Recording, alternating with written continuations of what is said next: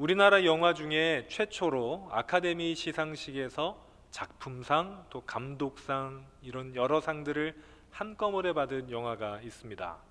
기생충이란 영화인데요. 여러분 기생충이란 영화 보셨습니까? 네, 대답은 안 하고 고개만 끄덕이시는군요. 그래요.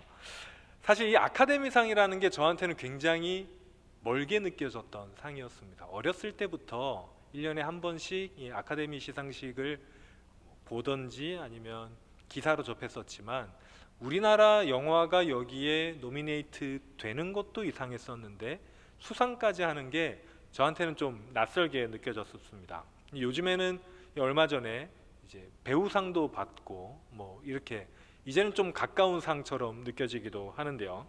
이 기생충이라는 영화를 보면 이런 대사가 나옵니다. 너 다 계획이 있구나 라는 대사가 나옵니다.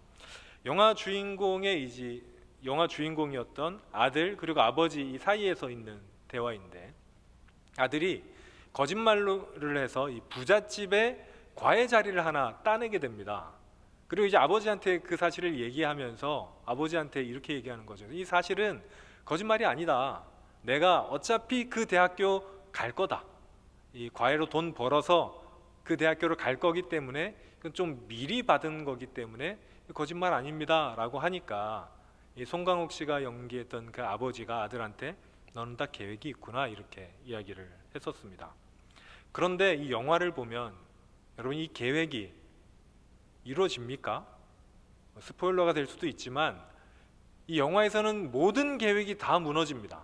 이들의 계획뿐만 아니라 여기에 있는 영화에 출연하는 모든 출연자의 계획이 다 무너지게 됩니다. 제대로 되는 것이 하나도 없지요. 사람들은 누구나 다 계획을 세웁니다. 1년을 시작하면 1년간의 계획을 세우고 하루에 일어나면 아침에 나는 어떻게 살아야겠다, 어떤 계획대로 살아야겠다라는 계획을 세웁니다. 인생의 계획을 세우기도 하죠.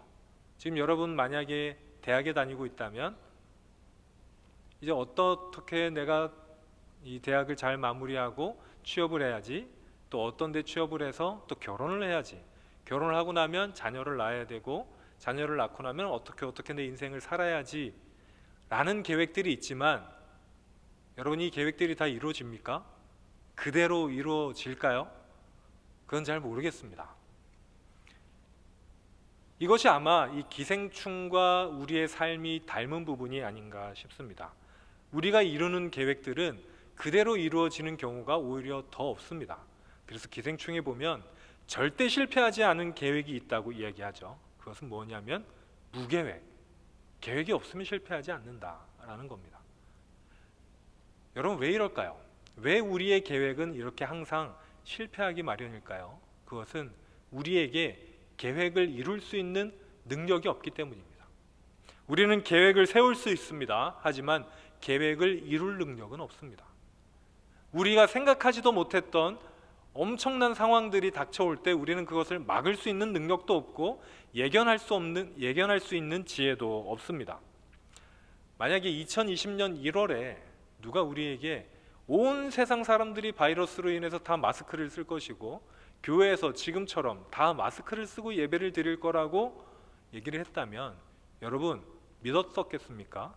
저는 아마 못 믿었을 것 같습니다. 아마 올해 1월만 하더라도 러시아가 우크라이나를 침공해서 전쟁이 날 거라고 여러분 누가 생각을 했었겠습니까? 설마 하던 일이 우리 삶에는 이렇게 이루어지게 됩니다. 그래서 우리 인간은 계획을 할 수 있지만 이룰 수 있는 능력이 없어서 우리 인간은 유한하다고 이야기합니다. 우리 인간의 능력은 유한합니다. 한계가 분명합니다. 거기에 반해 하나님께서는 무한하십니다. 여러분 오늘 본문은 거기에 대해서 이야기하고 있습니다. 하나님이 우리와 다르시다. 하나님께서는 그 능력이 무한하시다 라고 이야기합니다. 하나님께서는 이 모든 세계를 창조하셨죠.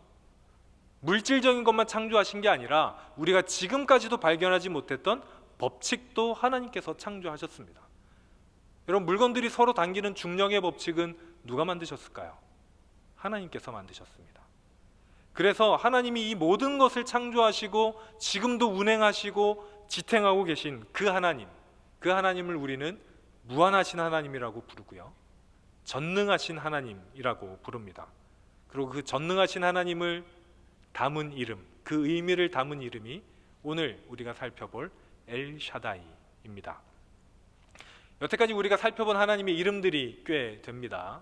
여호와 이레, 여호와 살롬, 여호와 니시, 이런 이름들이 있습니다. 이런 거는 사실 사람들이 하나님께 붙여드린 이름입니다. 제단이나 혹은 그 장소에 붙여진 이름이죠. 그런데 오늘 살펴볼 엘샤다이는 하나님이 스스로 우리 인간에게 자신에 대해서 말씀하신 이름입니다. 엘샤다이. 그리고 그 이름을 처음 들은 영광의 자리, 그 영광의 순간을 경험한 사람은 바로 오늘 본문에 나오는 믿음의 조상 아브라함입니다. 전능하신 하나님이란 뜻을 가진 이 엘샤다이, 이게 오늘 본문인 창세기 17장 1절에 처음 등장하는데요, 이거는 아브라함이 99세 때 하나님께서 아브라함에게 나타나서 하신 말씀입니다. 이 말씀을 이해하기 위해서는 좀 배경을 알아야 되는데, 여러분 이때 배경 혹시 좀 아십니까? 아브라함이 99세 때까지 아들이 없었던 이 배경, 여러분 아마 기억하실 겁니다. 아브라함의 당시 상황은 사실 그렇게 좋지 않았습니다. 왜냐하면 자식이 없었기 때문입니다. 하나님께서 하란에서 잘 살고 있던 아브라함에게 가나안 땅으로 오라고 하시면서 약속해 주신 게 하나 있습니다. 뭐냐면 내가 너로 복의 근원이 되게 하겠다, 너의 자손이 번창하게 해주겠다. 그 뒤로도 하나님께서 아브라함을 만나서 네 자손이 바다의 모래알같이 많아질 것이고 하늘의 별과 같이 많아질 것이다. 아브라함은 이 약속을 믿고 하란을 떠나서 가나안 땅에 도착했습니다. 그리고 하나님의 뜻대로 살았습니다. 그런데 자손이 번창하려면 자녀가 한 명은 있어야 될 거 아니에요. 적어도 자녀가 한 명은 있어야 자손이 생길 거 아닙니까? 그런데 아브라함의 나이 80이 넘도록, 85이 넘도록 아들 한 명, 딸 한 명 없었습니다. 그래서 아브라함이 낭망하고 있자 아내 사라가 아브라함에게 이렇게 이야기합니다. 이제 나도 나이가 들어서 출산하기가 힘드니까 자신의 여종인 하갈과 관계해서 우리 자손을 이어나갑시다. 그래서 아브라함이 하갈과 관계하고요, 이스마엘이란 아들을 낳게 됩니다. 그래서 아브라함이 99세가 됐던 오늘 본문의 상황에는 이 이스마엘이 13살이 됐을 때거든요. 아브라함은 이제 나의 자손은 이스마엘로 인해서 이어지겠구나, 이렇게 생각을 했을 겁니다. 그래서 실제로 하나님께서 아브라함에게 나타나셨을 때 아브라함은 하나님, 이제 저 아들 안 바랍니다. 그냥 이스마엘이나 하나님 앞에서 잘 살게 해주십시오, 이렇게 이야기합니다. 그러자 하나님께서 이렇게 말씀하세요. 아니다, 이스마엘이 너의 이 자손을 이끌어갈 사람이 아니다. 사라, 너의 아내에게서 태어난 아들이 너의 자손이 될 것이다, 이렇게 얘기합니다. 여러분 이때가 언제입니까? 아브라함의 나이는 99세고요 아브라함의 아내였던 사라, 그 사라의 나이는 89세 때였습니다. 여러분 혹시 과거에는 우리보다 나이 세는 게 좀 다르고 또 성경에 나와 있는 인물이기 때문에 할머니 나이 89세 때도 애를 낳을 수 있겠지, 할아버지 나이 99세 때도 아이가 낳을 수 있겠지, 이렇게 생각하실지 모르겠지만 그렇지 않습니다. 이들도 소망이 없다고 생각했었습니다.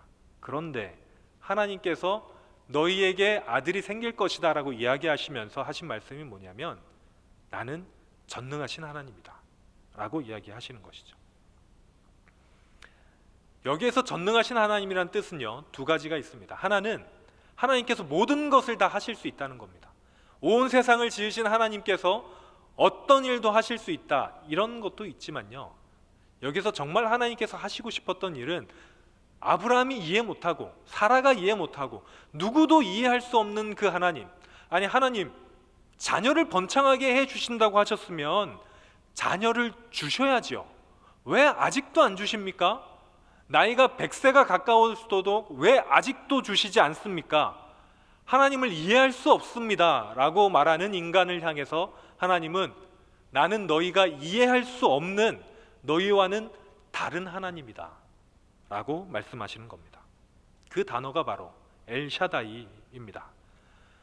이해할 수 없는 하나님, 왜 이렇게 하시는지 우리가 알 수 없는 하나님, 하나님의 뜻을 도저히 우리가 알 수 없는 그 하나님, 그 하나님께 의문을 가진 한 사람이 구약에 한 명 더 있었습니다.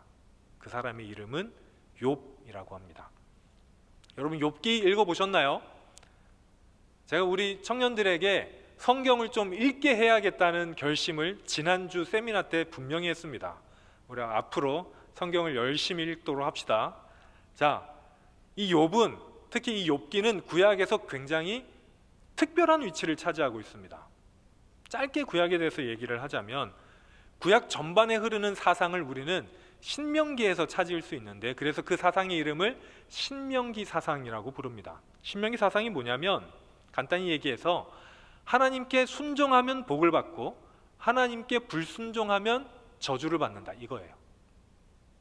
이게 바로 구약 전반을 흐르는 지배하는 어떤 철학입니다. 그런데 욥기에는 다른 말이 나옵니다. 왜냐하면 욥은 의인이었는데 고난을 받기 때문이죠. 의인이었던 욥, 하나님도 의인인 욥을 인정했는데 욥에게 고난이 찾아옵니다. 자녀들이 죽고 재산이 모두 없어집니다. 그러자 욥의 친구들이 찾아오죠. 처음에는 위로하러 찾아왔다가 욥한테 이렇게 말합니다. 욥아, 너 이제 회개해라. 네가 분명히 잘못했으니까 하나님이 너한테 벌을 내리신 거다. 구약에 있는 철학 그대로 이야기하는 겁니다. 그러자 욥은, 아니, 나는 잘못하지 않았어. 나는 하나님께 범죄하지 않았어. 그런데도 왜 하나님이 나에게 이런 고통을 주시고 고난을 주시는지 난 도저히 이해할 수가 없다 라고 이야기합니다. 그리고 욥은 이런 상황에서 하나님께 질문합니다. 하나님, 이해할 수 없습니다. 제게 왜 이러십니까? 그러자 하나님께서 욥이 한참 질문하실 때 침묵하시다가 비로소 폭풍 가운데 나타나셔서 욥에게 이렇게 얘기하십니다. 내가 이 세상에 기초를 놓을 때 너 어디 있었느냐? 태양이 동쪽에서 떠오를 때 너는 무엇을 했느냐? 네가 했냐? 봄이 되어서 세상에 풀들이 돋아나고 세상이 푸르게 변하는 모든 것들 누가 했느냐? 누구의 능력이냐? 물으십니다. 이 질문에 욥은 대답할 수 없었습니다. 욥이 그때 깨달은 것은 무엇이냐면, 나는 정말 아무것도 모르는구나. 이 세상에 존재하는 것 중에 내 힘으로 존재한 게 하나도 없고 다 하나님 때문에 존재하는 거였구나. 나한테 있는 것들이 사실은 다 내가 만들어낸 게 아니었고 다 하나님이 주신 것이었고 하나님이 만들어내신 것이었구나. 그래서 내 뜻대로 할 수가 없는구나. 하나님은 나랑은 완전히 다른 분이셔서 내가 이해할 수가 없구나. 그러면서 욥이 이렇게 고백합니다. 하나님께서는 못하시는 일이 없으십니다. 하나님은 전능하십니다. 제가 하나님의 뜻을 알지도 못하면서 하나님께서 이렇게 하셔야 되고 저렇게 하셔야 된다고 감히 이야기했습니다. 하나님, 이젠 제가 회개합니다. 이렇게 얘기합니다. 사랑하는 성도님들, 우리는 욥과 같습니다. 유한한 인간은 무한하신 하나님을 이해할 수가 없습니다. 알 수가 없죠. 그래서 우리는 하나님을 이해하기 힘듭니다. 왜 내게 이런 상황이 생기는지, 왜 하나님께서 내게 이런 고난을 허락하셨는지 우리는 이해하기가 힘듭니다. 그리고 그런 우리에게 하나님은 찾아오셔서 말씀해 주시는 하나님이십니다. 우리는 하나님을 알 수 없지만 하나님은 우리에게 자신에 대해서 말씀해 주십니다. 그래서 우리가 하나님을 조금이나마 알 수가 있죠. 어떻게 하나님을 알 수 있습니까? 먼저 성경을 통해서 우리는 하나님을 알 수 있습니다. 자연 만물을 통해서도 우리는 하나님을 알 수 있죠. 무엇보다 우리 예수님을 통해서, 십자가에 달리신 예수님을 통해서 우리는 하나님을 경험하고 체험할 수 있습니다. 그런데 우리가 인정해야 되는 거 한 가지가 있습니다. 그것이 무엇이냐면, 우리가 하나님을 아는 것보다 하나님에 대해서 모르는 게 훨씬 많다. 이것을 인정해야 됩니다. 그리고 믿음의 출발이 바로 여기에서 시작됩니다. 우리가 하나님을 잘 모르는구나 에서 말이죠. 우리는 하나님을 다 알 수 없습니다. 왜냐하면 하나님께서는 전능하시지만 우리는 전능하지 않기 때문입니다. 그래서 우리는 하나님을 다 이해할 수도 없고 알 수도 없습니다. 그럼에도 하나님께서 우리에게 말씀을 걸어오시죠. 우리가 하나님의 뜻을 알 수 있도록 말씀을 해주십니다. 예수님을 통해서 우리가 어떻게 살아야 가는지 말씀해 주십니다.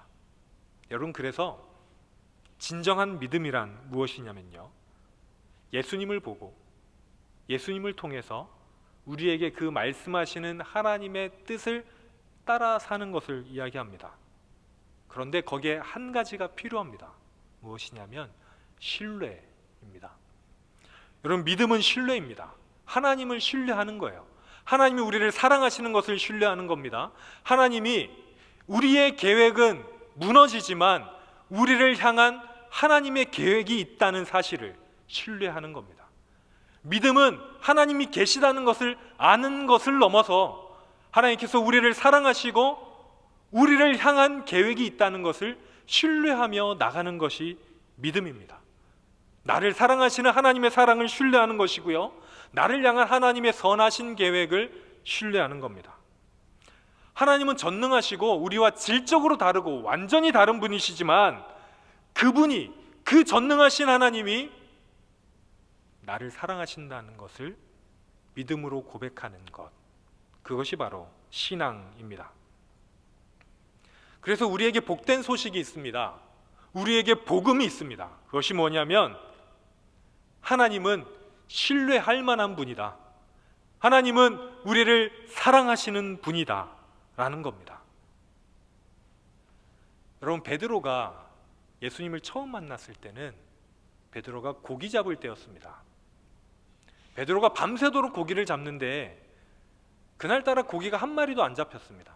여러분, 베드로는 자기 평생 동안 그 갈릴리 바다에서 고기 잡던 어부였습니다. 베테랑이었죠. 그런데 그날따라 고기가 한 마리도 안 잡히는 거예요. 이것저것 다니면서 그물을 던져보았지만 고기가 잡히지 않았습니다. 이제 새벽이 되고 아침이 됐는데 예수님께서 오셨습니다. 그리고 베드로에게 저기 깊은 데로 가서 그물을 한번 던져보라고 이야기를 하신 것이죠. 여러분, 베드로가 보기에 예수님은 고기는 잡아보지 않으셨던 분으로 보였을 겁니다. 분명히 그 근처에서 아마 베드로는 예수님을 봤을 수도 있지만 목수였던 예수님과 어부였던 베드로는 그 생김새부터 완전히 달랐습니다. 그런데 베드로가 예수님께 이렇게 말합니다. 선생님, 보시다시피 지금 밤새도록 고기 한 마리 못 잡았지만 그래도 선생님 말씀대로 한번 해보겠습니다. 말씀하신 그곳 깊은 데도 저희 사실 여러 번 던져봤는데 그래도 마지막으로 한 번 더 말씀대로 해보겠습니다. 그리고 깊은 곳에 가서 그물을 던졌더니 그물이 찢어지도록 고기가 잡혔습니다. 그리고 그때부터 베드로는 예수님을 신뢰하기 시작했습니다. 예수님의 말씀을 신뢰하기 시작했고, 그래서 베드로는 제자가 되었습니다. 사랑하는 여러분, 여러분의 인생 계획은 무엇입니까? 앞으로 어떤 계획이 있으십니까? 그런데 여러분, 잘 생각해 보십시오. 그 계획을 여러분 스스로 이루실 수 있겠습니까? 아니요. 우리에게 능력이 없습니다. 그것을 이루어낼 능력, 그것이 우리에게는 온전히 있지 않습니다. 그런데 오늘 말씀에서 하나님께서 우리에게 복음을 주십니다. 우리를 사랑하시는 하나님께서 우리를 향한 계획이 있다고 말씀하십니다. 우리 스스로 세운 계획은 무너질 수 있지만 하나님의 계획은 무너질 수 없습니다. 왜냐하면 우리는 계획을 이룰 만한 능력이 없지만 하나님께서는 하나님의 계획을 이루실 수 있는 능력이 있기 때문입니다. 하나님께서는 전능하신 분이기 때문입니다. 그래서 우리가 이제 할 일은 그 계획을 신뢰하는 것입니다. 하나님을 신뢰하는 것입니다. 지금 우리에게 주어진 상황에 불평하면서 원망하면서 그냥 주저앉아 있는 것이 아니라 나를 위한 하나님의 계획을 신뢰하면서, 나를 사랑하시는 그 하나님을 신뢰하면서 하나님의 말씀을 따라서 나아가는 것입니다. 사랑하는 성도님들, 우리 청년들, 하나님을 신뢰하시길 바랍니다. 여러분을 향한 계획이 있으십니다. 그 계획은 변치 않는 계획이고 무너지지 않을 계획입니다. 비록 지금 여러분의 상황이나 환경이 여의치 않을지라도 하나님을 믿으십시오. 전능하신 하나님께서 여러분을 붙들어 주실 것입니다. 그래서 날마다 여러분과 동행해 주실 겁니다. 우리가 할 일은 그 하나님의 음성을 듣고 그분의 말씀대로 행하는 것, 바로 그것입니다.